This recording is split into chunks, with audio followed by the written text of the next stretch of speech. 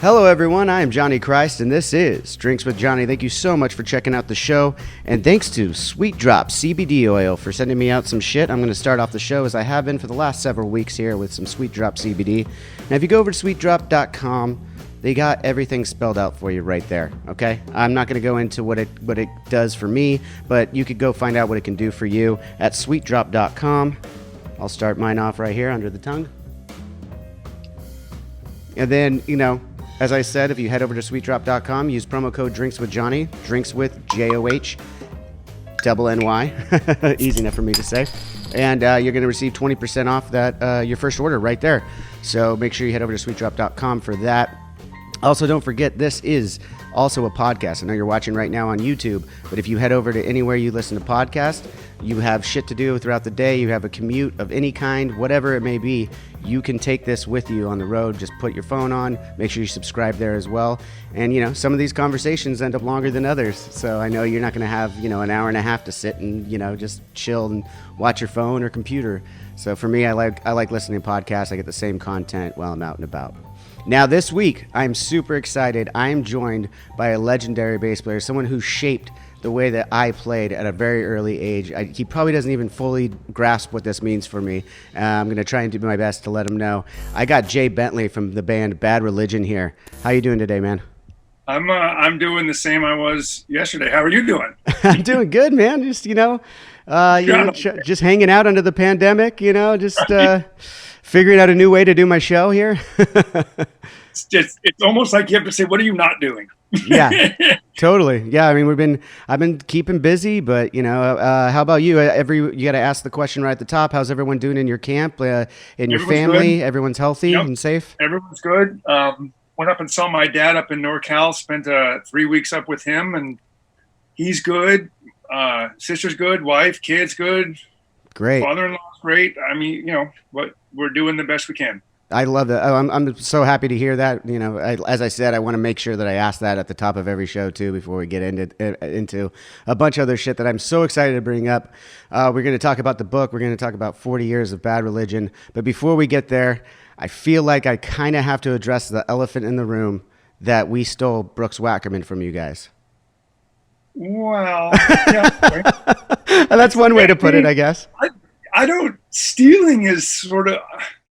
How do I say this? It's funny because I've always thought that Bad Religion was sort of a platform to bigger and better things. I don't know about that, man. I do know that we met Brooks and it happened, and now he's with us, and I'm hoping that it's water under the bridge. It obviously seems to be because you agreed to be here on my show. So listen, there was never water over the bridge. Yeah, good. Honestly, I'm the kind of person where I'm always happy for an individual's success, especially if it's someone that I know. Mm-hmm. And I know Brooks well enough to know that he was horribly. How do you say this? How do I say this?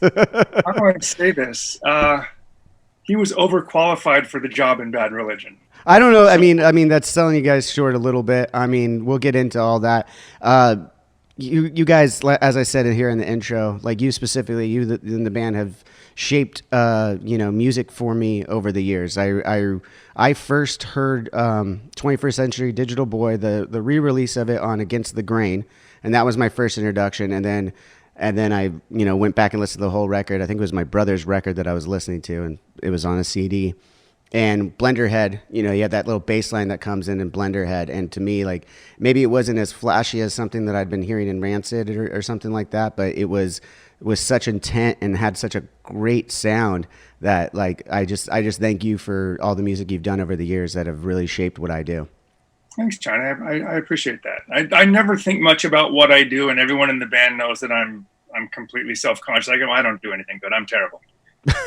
I just learned this about you. Okay, so congratulations on 40 years of Bad Religion and the book. Do What You Want is out now. I haven't finished it yet. It's a lot to get through, but I have started it. And hard to get through 40 years. Yeah, exactly. And I mean, so far I'm enjoying it very deeply. It's taken me back to things I didn't know about Bad Religion, and specifically, you're playing like you had a guitar before and thought you were going to be a guitar player of Bad Religion, and then end up getting a bass from Sears. Yep. And then you guys do your first bits of recording in a garage and stuff, and then you went to your first real place at was it 9 Studio 9? Studio 9, that's right. Yep. And then you play for the first time and hear yourself back, and you're like, this sounds like shit. Like you didn't like the way you played at all. Can you walk me through that a little bit? Well, I think when you're in a garage and it's just volume, you're just volume. When you're young and you don't know anything about EQ, everything is just volume is your goal. Mm-hmm. So we were in Greg's garage playing loud and recording into a radio. So I mean, nothing was going to ever sound like you could ever hear nuances. Yeah. So you think that you're doing okay, but then when you go into a multi-track studio where they're actually isolating the bass tracks and they're playing it back, and A, you're not even close to being in time. B, you're not even close to playing the right note. Like, am I even in tune?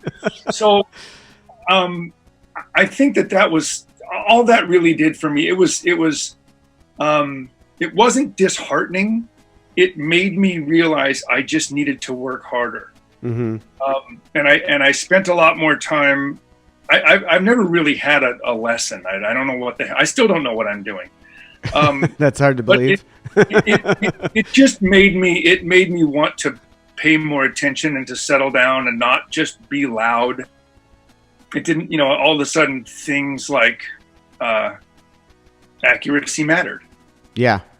And in the sense of talking about someone like me, just me personally in Bad Religion, one of the things that Brett as a songwriter always told me was how much he could lean on Greg's vocals as a percussive instrument. It wasn't just singing. He could actually be like 3 instruments. He could be melody and lyrics, and he could be a percussive instrument, which as a bass player, it's just another drum. Yeah. And so now I realized that I can't just be this free-floating bass player playing notes all over the place, because I need to be paying attention to what Greg is doing vocally and make sure that I'm not stepping on his toes, and where do I fit in all of this. That was stuff that I took out of that, was like I really needed to sort of invent me. Yeah, no, and I think obviously it's funny to hear that story now because you're such an iconic bass player for the punk rock world and everything that you've done. And it sounds like that's one of the things that I took away from. I'm glad that you said that, because one of the things I took away from your bass lines in Bad Religion was how complimentary they were to the entire sound. It wasn't, I'm going to go off and I'm just going to play as fast and crazy and hard as I want. You orchestrated note choices over the years. I would say, and it comes across amazing. I've watched you play live a million times. It's hard to believe you say you still don't know what you're doing, because it seems like you're doing a great job, man. I'm really good at making it up. Aren't we all? It's yes, funny though. I hope so. When I'm listening to the stories of how you started out too, though, I'm hearing a lot of similarities that I didn't realize in bass, and in being in a band. You were 15 and you dropped out of high school to join Bad Religion. It was a few years later for me, but I was 17 when I dropped out to join Avenged Sevenfold. One of the really common things that we have in common that I thought was very funny. I too painted one of my basses when I was in a garage band, and thought it was a sunburst, and I didn't like the way it looked, so I painted it black with spray paint, and it was all falling apart. I took a chainsaw to it, and I thought it would look a lot cooler that way, but then it completely changed the sound of the bass. But see, once again, that's the inexperience of not knowing that it sounded bad. I didn't know it sounded bad. I wouldn't have any reference to know what bad sounded like. People to this day, I say, look, bass players, we rarely ever break strings, and when we do, it's kind of an accomplishment. We're like, yeah, I broke that string. So on that bass in particular, I painted the strings and everything because I thought, wow, this looks really great. And because the strings didn't break, I just played them like that forever. That's amazing. Which is terrible to know that now. Like, oh, I probably should have. I recorded with that bass like that. No shit, that's rad. Yeah, that's the bass that's on the 7-inch EP. It's like, that wasn't very good. That's funny. and half of How Could Hell Be Any Worse. Wow, I didn't realize. Oh, so yeah, when you guys had a little drummer switch during that time too, right? We had a drummer switch, and then we had to go play shows to make some more money. And at one of those shows, that little bass got stolen. Mm-hmm. And I replaced it with a Rickenbacker, and Brett was playing. I think he started that album with an Ibanez Artist, and then ended that album with a Les Paul Firebrand. Okay, we all changed gear. Yeah, right in the middle of a record too. So you could clearly hear the difference on totally. Totally. And you just leave it. I love that. I love that punk rock mentality too, man. It's just it's so cool. It's like the still doesn't know any better. We're like, whatever. It works. That's so rad, man. So like just going through the book again and listening to your process, when you did start to hone in your own sound, what were some of those influences, I guess, for lack of a better word, or like what did you really want to accomplish? You already kind of said you wanted to, work off of Greg with his vocals and stuff like that. But like where were you getting inspiration for, or were you just like, I'm doing this all on my own? You're not really listening to anyone else. I think that I don't know about inspiration, because in all honesty, you get as much inspiration about visuals. Like, I love how Simonon dressed. I'm like, okay, he's my bass player. It's like, is he really? It's like, yeah, but he looks so cool. And so,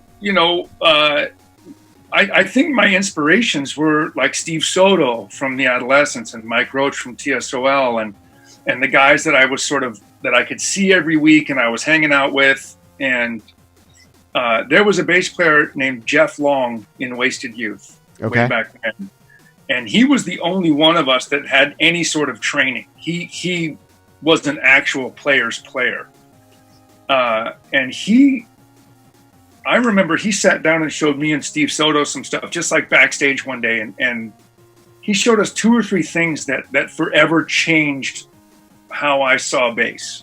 It was just that simple, just really easy box octave stuff and minor things. And I'm like, I had no idea, just things that I didn't know were possible. And from there, it's almost one of those things where you can say, I don't necessarily know who was influencing me, but I know who wasn't. Yeah. And so everybody always thinks like, oh, Entwistle. It's like, you can't play like that. You have to be in the right band to play like that. Yeah, and totally. That's not my band. So, I could, on one hand, I could play it kind of straight and just sort of be, a Dee Dee Ramone, or I could get a little bit of influence from maybe Bruce Foxton and Simonon, because I thought those 2 guys sort of had this, I don't want to say it was a reggae influence, but they definitely were coming out with this English sort of bass runs. Like the things that they played made sense to me, and they did kind of fit in with what we were doing. That's cool. Well, that's a perfect answer. It shows exactly, and I'm glad you said that, because I get that a lot too when I tell people. Often you've been doing this for a long time. You do interviews, and it's the same question: what are your influences and stuff like that? And when I do, a lot of people are shocked because they don't see it necessarily come through in Avenged, and it's because, like you said, for Avenged, this is the way that I play. But when I was growing up, that I was transcribing your bass lines, man. I was playing punk rock stuff. That's where I came from. Right, and I think that is sort of the thing, is to find out where you fit in. Recently, for a few years, I was playing with Me First and the Gimme Gimmes, because Mike was like, I'm disappearing. I was going to ask about that too. And so, but one of the things that I found out was I cannot play like Mike Burkett, and I can listen to the records and I'm like, okay, and I'm playing along and I'm like, he plays all upstrokes. He really does. He plays all upstrokes. And I'm like, that's just not my style. I don't play like that. He plays pretty high up on the neck. And I was like, okay. And so I just sort of played the way I play in Bad Religion and put it into the Gimmes. And when we were turning 40, had a book, had an album, all this stuff was happening with Bad Religion. Yeah. So I told the Gimmes, I said, look, I got to take a break because I'm going to have to spend time with Bad Religion. And they got CJ Ramon. Wow. And so CJ comes up to me and says, I can't play like Mike. I'm freaking out. And I said, yeah. No, Neither can I. He said, what do I do? And I said, stand there and downstroke like a Ramon. Yeah. Do you. That's what you are. Yeah. That's incredible. Like I did hear, and I don't know if this is true. When you went into the Gimmes, like they said, don't even bother really learning the songs. Just go make sure you fuck with Joey while you're out there. Yeah. I mean, it's weird because I've seen them play and I don't know if they intentionally don't know the songs, but it is kind of like, oh, it's just a cacophony. And if they get one right, you can see they're all happy because like, we did it. And I'm like, I don't know about that. But, that was sort of the directive was just go have fun and don't worry too much about playing right. And I learned that the secret of the Gimmes is that it is supposed to appear as this train wreck, but it's actually really good underneath all of that, because if it wasn't, there's no way you would tolerate it because it would just be awful. So it's definitely the best vaudeville show I've ever been part of. Yeah, I know. It's a real fucking blast, man. We did a show with Me First and the Gimmes. I think it was the first time I ever met Fat Mike, and it was in San Diego for a New Year's Eve party thing. Like one of the radio stations used to do their New Year's Eve like punk rock party. Yeah. And Gimmes were on there, and that was the first time meeting Fat, and and then moving on, and then we would cross paths a couple more times on Warped Tour, where we crossed paths a couple of times as well. Right. Let's just go straight into Warped Tour though. I mean, it's no longer. It's kind of a real bummer. What did Warped Tour mean for your guys' career? Because I know for us, Kevin Lyman and putting that thing together really, put us on the map. Well, I think that the first show of the Warped Tour was this was an event that he put on called Board in the South Bay. Okay. And that was sort of the first skateboarding, extreme sports punk rock thing at the Velodrome. This would have been 94, 95 in that ballpark. Brian was in the band, so it was definitely 94, 95. And that did so well that Kevin said, I'm going to take this out on the road. Yeah. Basically just bringing Southern California to everybody. And, one of the things that we noticed was we'd been spending all sorts of time out on the road like everybody else. And if we pulled into Lincoln, Nebraska, we'd get 800 to 1,000 people. But if we pulled in with the Warped Tour, there'd be 8,000 people. Yeah. And the booking agent for the Warped Tours is our booking agent. So we knew right away, like these shows are selling out and they haven't even announced a band. That's amazing. So we were tapping into a lifestyle that wasn't even really necessarily band related. People just wanted to be a part of this experience. Yeah. And this period between 98 and 2002, 2004 was just this exponential growth of our lifestyle. And then as things happen, you start seeing other bands start to come to the top that aren't, because it was really always NoFX, Rancid, Bad Religion, Pennywise,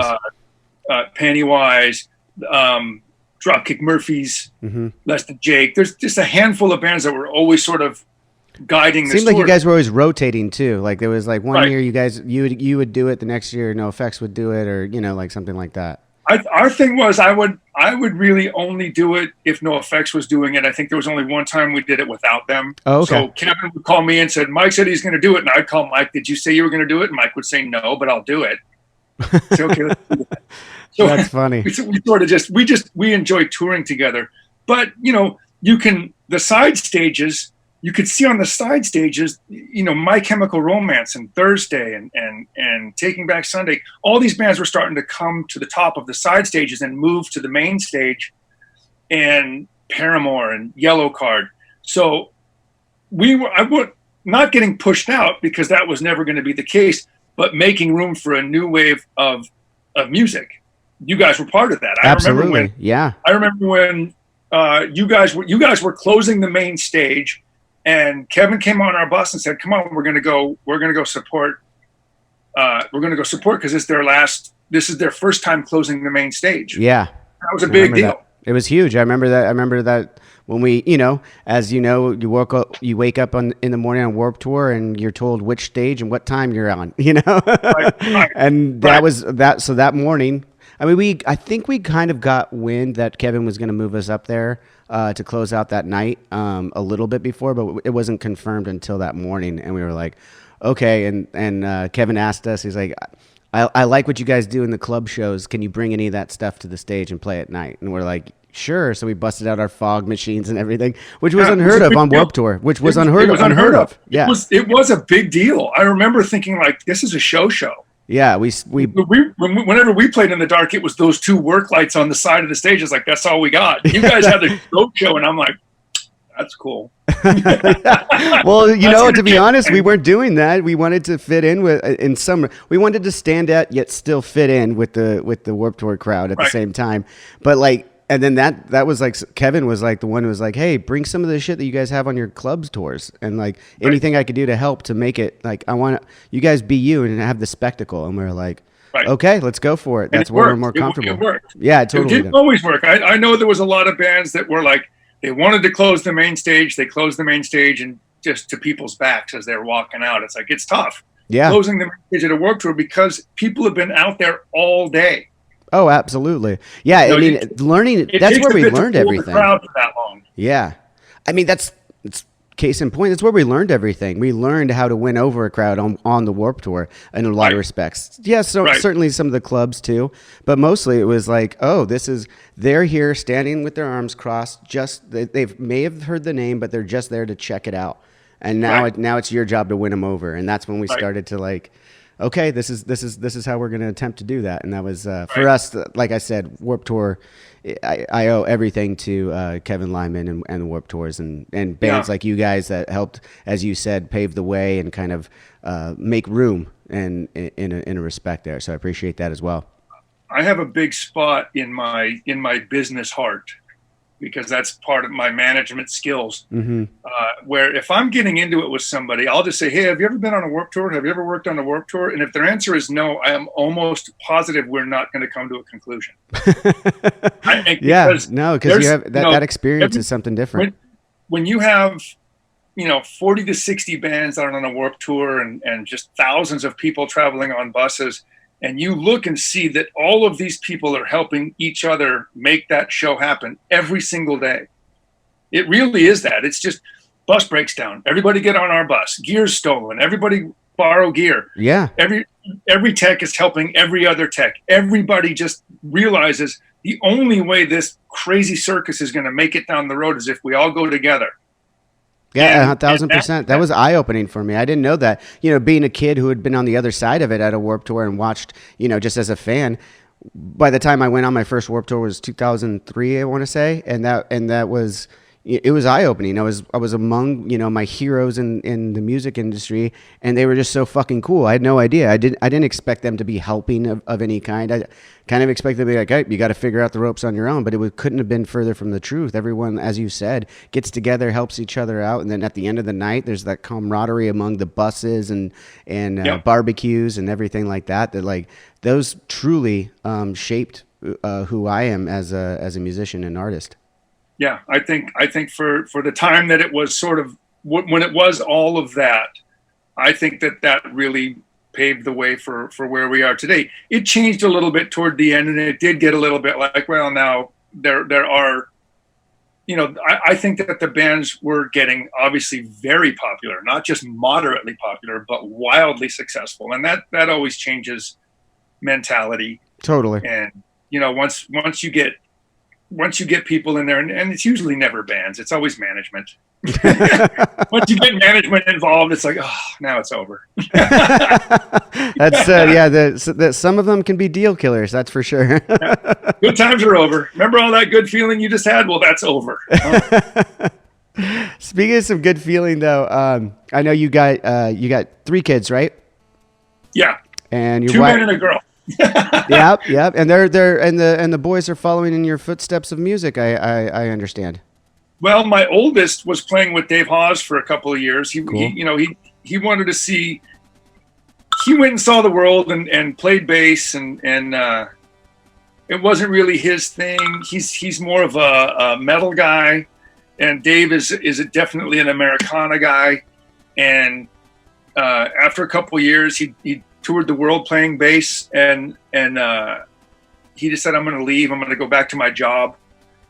And I said, well, that's a smart decision. But I flat out asked him, I said, okay, so if you were in Parkway Drive or, some Norwegian metal band, and you were the guitar player and writing songs and just really part of it and making money, would that change your mind? And he said, no, I just don't like being out on the road. And I said, then that's you're making the right decision. Yeah. Yeah, that was not the decision I made, but kudos to him for recognizing and having the balls to kind of say, like, this just isn't for me. Like, I right. Think well, he didn't leave without, he had an offer standing from Nike to go to work. So it was like, that's a smart decision. Yeah, that kind of changes things just a little that's bit. That's fine. And my youngest boy is up in Vancouver, and he's doing, I use the word rap, but that's a pretty big, broad stroke. Maybe cloud rap, and works with Mercules and Golden, a bunch of guys up in Vancouver, and they've got a pretty solid crew. So he's doing well. When did you guys move out to Vancouver? Because I remember talking to Brooks like a while ago, and we were on tour, and we were going through, and he was like, "Yeah, Jay's actually got a place up here," and I was like, "Oh, what the fuck?" So yeah, I moved up there with my ex and the 2 boys in '94. Yeah, '94. Like right when Stranger Than Fiction was coming out. She's Canadian, and I'm out on the road all the time, and we've got 2 kids, and it's like, you should be near your parents because I'm not going to be any help. I'm traveling the world. Yeah, no, totally. That's how it is. I mean, not right now. I've got I'm just starting that part of the journey. I've got a 3.5-year-old. So, but in some kind of silver lining, I can't be on the road right now. So I'm with him all the time. and it is, people say, like, how is it being at home? Cause you're not working. And I said, in 30 years, we've never not toured. In 30 years, we've never had time off. Yeah. And so now I'm with our daughter, and I like it a lot. And obviously because now, we're homeschooling, we're virtual schooling, whatever you want to call it. Yeah. So there's a lot of responsibilities. My wife is a painter, so her job is actually, she's doing more because she's doing Zoom meetings and Zoom classes, and she's doing a lot more work where we're just like, well, we're sitting at home on Zoom meeting. Like, hey, what are we doing? I don't know. And trying to figure out you do things like this where you try and do something new, right? Right. So I guess that's that is the silver lining of this, is getting to spend more time with our children. I've always said that when we're out on the road, people say, how do you juggle that? I go, I don't. That's up to my wife, because she's the one tolerating it. Yeah, of course. And kudos to them for tolerating us for so long. Totally. I would be remiss if I didn't mention, though, that your wife Natalia, she's the one that did some of the Cokie the Clown covers, right? She did both the paintings on the covers, yeah. Yeah, those are rad. So she's been painting for a long time then, obviously, right? Forever. Yeah. Forever and ever. Kudos to her too, man. That's rad. I love that stuff. How did you guys meet, by the way? On the Warped Tour. Where was that? That was in Fontana. Okay. I think one of the California dates. Yeah. Her friend was with our tour manager at the time, Timmy the Turtle. Okay. I believe I've met Timmy a couple of times. Yeah, everybody knows Timmy McDuffie. Sorry, Tim, I didn't mean to call you that, but Timmy, whatever. So Shit, man. That's how that works. Yeah, I guess so, man. Yeah. That's incredible. Going back to like playing live shows and stuff like that, you guys were in the middle of the cycle for Age of Unreason, right? Was that when this all happened? Like, how many canceled shows, postponed shows do you see making those up, or are you just going to write a new record and at some point go down that route, or what do you guys? Well, what's the camp feeling like right now? I guess is the question. We postponed our show dates like everybody else back in March, April. You know, we postponed, and once it became obvious that this wasn't going to be better by the fall, like would have been now, this wasn't going to be going away anytime soon. We canceled because that means you can get your money back. Once you postpone, it's like your tickets are still good. Yeah, and so we just flat out canceled and said, go get your money back because this is going to matter in 6 months. You're going to want that $40. Totally. Which is true. And now I'm of the position where I'm not really comfortable announcing any shows with a guarantee. A lot of our European shows have come back, like we're going to come back in April. And I'm like, I'm not comfortable even saying that we're coming back in April because I don't want to cancel again. Yeah. We've already canceled once. And I don't see, there's no magic hammer coming out of the sky to make this better. Totally. And we just, and concerts are really the kind of the last thing that'll go back to normal. I mean, in all honesty, because it's, as much as it's great for us and a lot of people, and it's not necessarily dire that concerts go on and they should be the last thing, because it's like we're doing the exact opposite thing of what everybody. Let's stuff a bunch of people into a room. Yeah, exactly, and then have them do a bunch of mosh pits and fucking everything. That's great. So we early on we heard about like, oh, people are doing drive-in concerts and you stay in your car, and I go, if I go to a Bad Religion concert in my car, I'm crashing my car into another car. Yeah. I'm opening up the pit with my car. Well, that's what you do. You just go and do a demolition derby in the parking lot. Right. So, I guess like everybody else, you talk about what can we do virtually. Baker and Graffin live on the East Coast, so it's still a matter of getting them there or us over there to get together to do that. But I'm assuming that that's something that we can do. We really were looking forward to the tour with the Alkaline Trio, because that was something that we just were excited about, all the European festivals. But I mean, it's almost as if it's just not really worth talking about because there isn't any answer. True. Yeah. I mean, that's you nailed it right there. Everyone asks the same question, like when's, and I don't mean like in interviews. I mean, just like normal, like when people are like, just so normal. I'm walking around the street. My neighbors are like, hey, when do you think you're going to get back on the road? I'm like, no fucking clue, man. Like no one knows. Like that's the reality. You could talk to anyone in the industry too. And they're like, yeah, we think we can do this. We think we can do that. And it's like, but can you? I have no idea.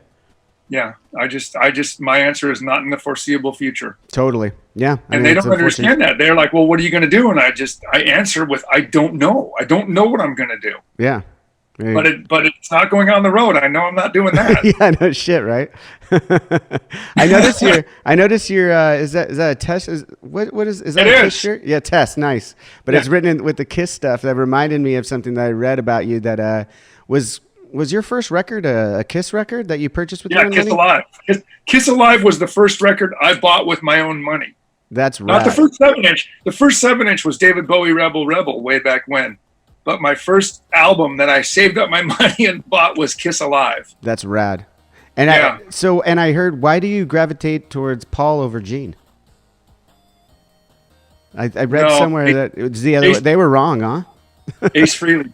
Ace Frehley was okay. Yeah. It was Ace. I actually never cared about Paul Stanley at all. Okay. So my go-to Kiss totem pole would have been Ace Frehley, Gene Simmons, Peter Criss, Paul Stanley. Okay. And then Paul Stanley probably would have been below the sound man. You didn't get into that. That wasn't the reason that you liked Kiss. I just didn't like Paul Stanley. But I mean, I was 13, 14 years old. I didn't care about stuff. No. But I mean, have you been able to go out to Kiss concerts over the years? As a fan, like, have you ever been to one or no? We played festivals with them, but I admire anybody who can make a dime in this fucking business, and those guys have done very, very well for themselves. More than just a dime. More than just a dime. And I certainly appreciate it, but it's not. I'm not a super nostalgia guy. Okay. And so I'm like, okay, no, I did that. I saw that back when, and that's okay, because it's just hard to. It's hard for me. So just because I'm an asshole. I love your brutal honesty there. I love it. So are you one of these, and there's nothing wrong with it, I can be sometimes too, that doesn't necessarily like to go to concerts after you've been on that side of it sometimes, like you've been on the stage a lot and you go to a concert and you're watching it, and then aside from some of your all-time favorites, it can get, okay, cool, I saw half the show. I'm good to go hang out now. You have those moments too, I imagine. Yeah, I mean, usually if it's like, friends are coming to town at the observatory, and it's like, all right, I'll drop in and say hi. But usually what I do is I'll just go to sound check. Yeah. And then I'll hang out with them and just kind of, shoot the breeze for a while and then take off. I don't have to see the show because I know the show. Totally. But if I go and see someone, I don't know. I'm trying to think of who would get me out of my house. Well, nobody at the moment. But nobody. But I could see myself going and seeing something. Someone saying like, "Oh, I got tickets to Elton John." It's like, all right, I'll go and enjoy that. I don't have to get all wrapped up in like that cymbal's too loud. Yeah. Like, I mean? Man, that cymbal's ruining it for me. Yeah, totally. Because I can get like that. I can get super nitpicky. Like when I'm watching a band play, I'm like, I can see the roadie's feet. I love that. That's such perfectionism right there too. I love that. I've been the same way. I mean, I like catching concerts from the soundboard if I'm going to go somewhere now, right? Because that's that's where it's supposed to be heard from. Like that's where it's supposed to be heard from. That's where it's going to be the most optimal. Exactly. Like, if you want to know why it sounds bad where you're sitting, it's like, well, because that's not where he's mixing it from. Exactly. Go where he's at, and then Here. Well, I mean, it's always fun to like stand on side stage, which I've done with you guys numerous times. We've done festivals in the UK together. We've done Warped Tours together. I've stood on side stage as a fan, like just going, "Oh, this is fucking awesome." But then, now that I'm older, I know like, okay, that's fun. But if I want the experience, I'm going to go out to the soundboard. Right. Well, not only that, now with in-ears, you stand side stage, and all you can hear is drums. Yeah, that's it. You're like, no, I can't hear any guitars. I don't hear any vocals. It's like, oh, they're all on in-ears. Okay, there's no way I just was on stage. You're like, this sounds weird. Yeah. Well, the last time that I saw you guys, I went on side stage was here in Huntington Beach. It was like the Punk and Drublic. Oh yeah, the Sea Legs place. The Sea Legs Festival. Yeah, the Sea Legs place. Yeah. And I remember I got there just in time to catch you guys.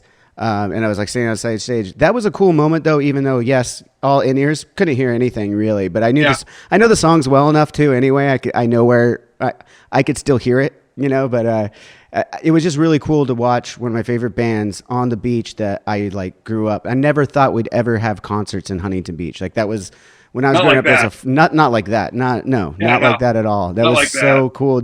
I mean.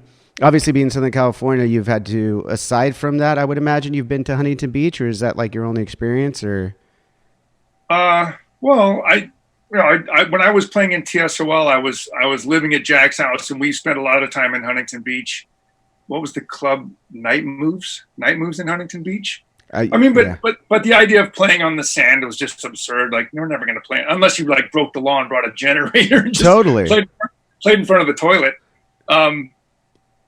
Yeah, all of this sort of changed because I think when it was underground, you thought of ways to play and places to play that you wouldn't get caught and told to stop playing. Totally. And now it's totally legitimate, and you get to play these, actual venues and large festivals where it's like, okay. And like the same people that were basically taking away all of your gear are now singing along in the front row. You're like, I see you down there singing. That's rad. So, I mean, obviously, you just kind of touched upon it. I mean, it's been 40 years. How have you seen punk rock music evolve? Like, what's some of the things that you've seen that stand out to you of what was different or what you could have never imagined seeing in '78 when you guys formed BR? I think that it was. There's a lot of talk about DIY now, and it has been for a long time because DIY is cool. Yeah. DIY, do it yourself. And when people would say like, "Oh man, that's cool that you guys went DIY or did DIY," and you think like, "But there wasn't a choice. There weren't the opportunities that you have now. You know, there weren't labels. There were labels, but they were small. SST, Alternative Tentacles, Frontier." And well, even going back to like KROQ, you guys started to mention that in the book too, and that's one of the ways I always heard Bad Religion too in the '90s. At that time, KROQ was this big thing, but even in the book, you guys were saying how you were listening to KROQ here in Southern California, and you couldn't even get the signal half the time because it was such a small station at the time. Well, yeah, I don't know about. Greg said that. I'm like, wait, really? Because KROQ was, I thought it was a big enough station. It was no KMET, but hey, they can't all be winners. But here's something that talking about that, we gave Rodney Bingenheimer a cassette tape, and he played that on the air. Rad. The absolute insanity of having that happen today, of just walking into a radio station and here's a cassette tape that you have to like actually fast forward and rewind. What was that movie like? What was that movie? Airheads, where they're a metal band, but they go in with their tape because they have to, and they hold everyone hostage to play the tape. That would never happen. No. So it's just that time has kind of that maybe that innocence, that naivete of punk rockers not knowing that you can't do stuff. Yeah. No one told us no. Well, actually, a lot of people told us no, but not in the right way. Yeah, not one that was actually getting through. Yeah, discipline. That's awesome. So at the beginning, we talked about bass. I've seen you play now. Are you playing a Spectre still? Is that? Or what it's a Schecter. You're playing Schecter. Okay, that's what I play too. I have a Schecter that I bought in San Francisco on the Pearl Jam tour, and honestly, it's this double bound tele headstock P bass crazy thing that I've never seen another. Yeah, and they probably made one, and I have it from 1981. But I stopped playing that because it one year at the KROQ Weenie Roast, and I'll never forget this. I was playing it, and somebody that I don't know said, "Hey man, I was adjusting your truss rod and it cracked." What? And I'm like, "Who are you? And why are you? Why are you touching my fucking bass? Why are you touching my stuff?" And it's just never really been the same. And so I was like, "Well, all right." I kind of fixed it and just put it back on the wall. And I've been back to playing 77, 78 P bass. That's sort of what I've been running. In all honesty, I have a 1978 P bass that has been the standard bearer for every bass I buy. Yeah. So that Schecter bases. wasn't as good as this P bass. The problem with the P bass was it weighed 14 pounds. I was like, yeah, no, that is the problem with those. I mean, even I play a Schecter. I have a signature with Schecter, and mine weighs a lot for a modern bass. It's a 10, almost 11-pound bass, but that's what I wanted to get the right sound. I was like, you think they'd know better by now? Yeah. Well, they told me afterward though. You sure you want to have it that heavy? And I was like, but it sounds so good. He's like, well, maybe we could put holes in the back of it for you or something because you're not gonna. After you're playing for an hour. Yeah, exactly. No, heavy bass, heavy sound. That's not true. Only was the bass itself 14 pounds, then you start putting all the brass badass bridge and a brass nut. And you're just doing everything to make it heavier because you're dumb. Yeah. I just wanted to sound good, and I'm not thinking about being on stage for an hour plus with it around my neck, The funny thing, I complained about all of all of the weight of all of the basses that I had. I complained about it enough that Baker finally, like, he bought me that Epiphone Jack Cassidy as a goof, like to get me to shut up. He's like, here, just play this. And so because I was kind of like, I'll show you. So I played it for like 4 years. He was so amazed. I'll stop playing that thing. I go, nope, you bought it for me. I'm playing it every night. That's rad. And I kind of like it, actually. Does it play well too? I kind of like it. Does it play well too? It does. Yeah. Have you ever played one? No, I haven't. I had an my first bass was actually an Epiphone, but it was a P Epiphone that I got at like a pawn shop, when I was 12 years old. But Jack Cassidy it's a good bass, and I mean they're made well, and if you can get one of the original runs, they're good. The pickup is kind of not for us. Yeah, it's kind of like this natural good sound, which would be awesome if you were playing with James Taylor. Yeah, but it's I swapped out the pickup and put a P-bass pickup in it, and it just rips. I'm like, this is cool. Yeah, this is great. Yeah, that sounds awesome. And then you're having more fun with it too, anyway, because it's not as heavy. Yeah. But then eventually you kind of go back to what got you here, and you start playing a P-bass and go, oh, I totally forgot how much I love this. Yeah, totally. I've been messing with some P-basses recently. I have you ever played a Nash P-bass? The Nash stuff? I have. I don't own one, but I have played them. Yeah. And those guys are good friends of mine too. So yeah, I love those basses. I mean, obviously playing a good old Fender P is, that's I mean, I think standard. That's like I talk with my Michael at Fender, and I have a lot of friends there, and it's always the same thing. It's like, there's something about the neck on a 77, 78 where they were just making these things that were like baseball bats. Yeah. And I'm 6'4" and I got pretty big hands. And like people say, why don't you play a jazz bass? I go, the nut is 1 1/4 inch. I can't get 2 fingers onto it because I'm almost Fletcher size, not quite. I'm quite the opposite of that. Like I went with the smaller one. I like playing the Fenders for the sound, but yeah, like the 70s Fenders for the sound are great. But it's a little more difficult for me to play. I'm a shorter guy with smaller hands, so it's like. But I need that. I just fell in love with that neck profile. So. I used to tell people that I would walk into a guitar store and go to the used section, and I would just pick them up off the wall and judge a bass by its weight first. Right. I wouldn't even bother playing it until I go like, that's the one. It weighs a lot. And then I'd just get on the neck and go like, yeah, big baseball neck. It's for me. Perfect. And then I'd buy it and tear it apart and then regret it and throw things away. And I'm like, I wonder what happened to all that stuff. Oh, it's gone forever. Oh, well. Terrible concert. Dude, rad. So before I let you go, I have a few more things I want to talk about real quick. Mainly ended on some of our mutual friends. You just mentioned one of them in Fletcher. Known Fletcher for a long time now, and he was on the show. He came by. he was an absolute blast. We played beer pong together, I think, and on the show. This is my own house. I feel like I gotta take you down on a double. I think you have to. At least get it. Oh man, shit. 1 out of 2 ain't bad. I had to pour a beer on my head and stuff. It was all wild. You got any great Fletcher stories of yours that you love to tell the tale of Fletcher? Well, yeah.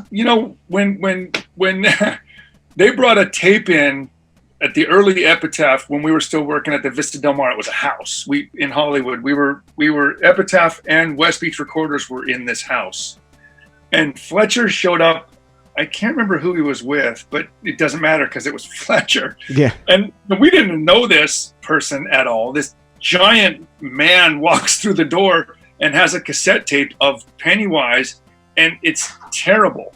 He says, I want you to listen to my band. And he's playing this cassette, and it's just, and we're like, this isn't very good. But he's so big, and we're like, Brett and I were just sitting there like, this guy's probably going to kill us. He might eat us alive here. And Fletcher, he took a stapler and opened it up and put about 15 staples into his arm while we're listening to this tape, and then shoved a chain up his nose and pulled it out his mouth and was doing this with his chain. And Brett and I are watching all this happen, and Brett goes, I think I should sign these guys. And I was like, That's great. Yeah, I think you should sign these. Yeah, you probably should. Or if you're not going to, make sure you're far away Yeah, to say no. That was really great. That was the first time I'd ever seen Matt heard of Fletcher. I was like, what the fuck?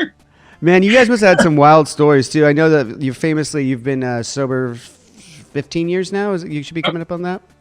Yep. So I mean, obviously you've moved on from that chapter of your life, and you know that's a little bit more mellow, I imagine. Yeah, everything's a little more understandable. Yeah, I bet a little more clear-headed. I'll get there soon. I still got a couple more years left in me.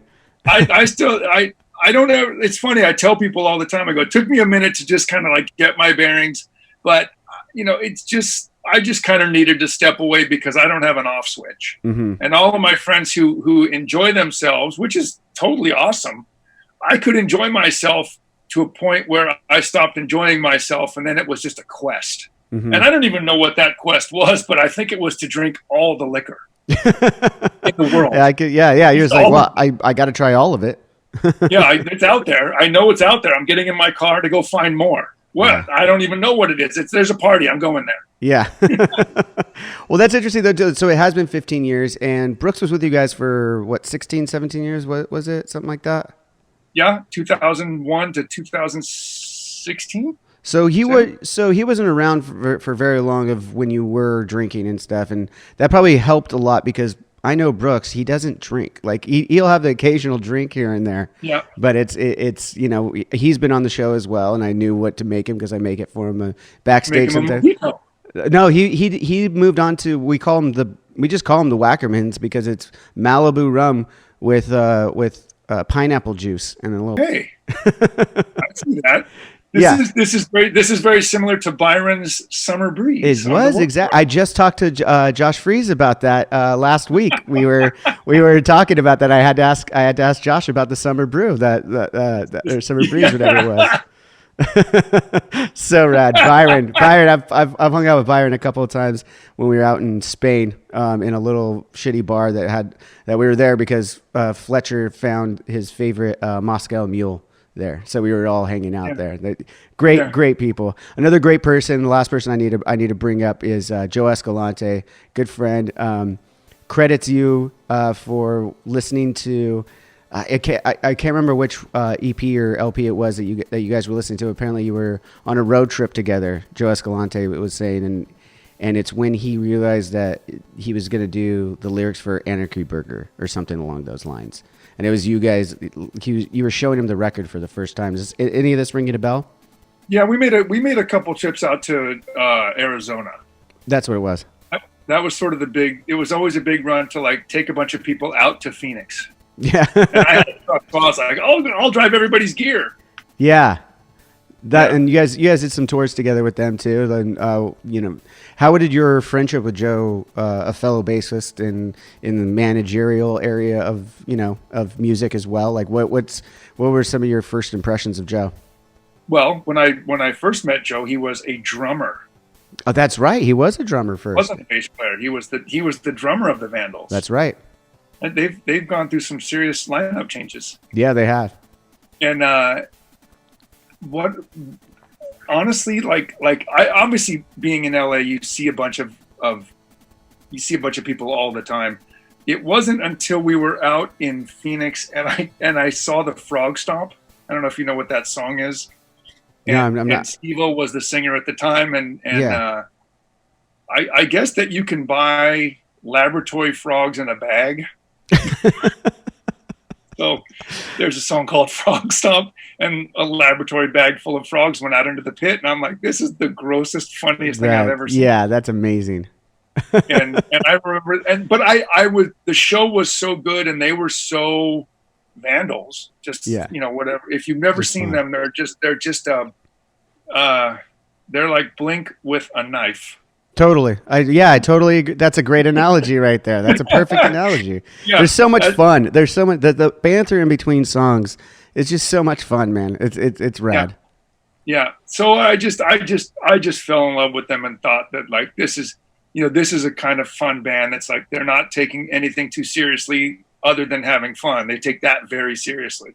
Yeah. And they do a really good job. Warren came in and played on a cover song that we did at the end of our last record. You know, it's very funny to me and very awesome that I get to have conversations with people like you, the guys in the Vandals, Pennywise, you know, Right. No Effects. This is all the music I grew up with. So I just want to thank you one more time for being here on the show.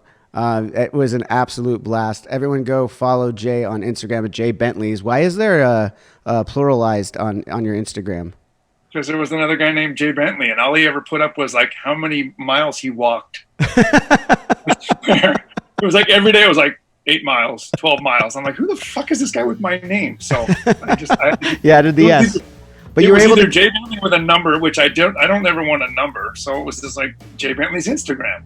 There you go. And then you got it for Twitter though. There's no S on that one. So that's Yeah, just but Jay Bentley. I left Twitter in December. You haven't been on there in a while. I had enough. Yeah, I think. Listen, I honestly think all social media is the devil.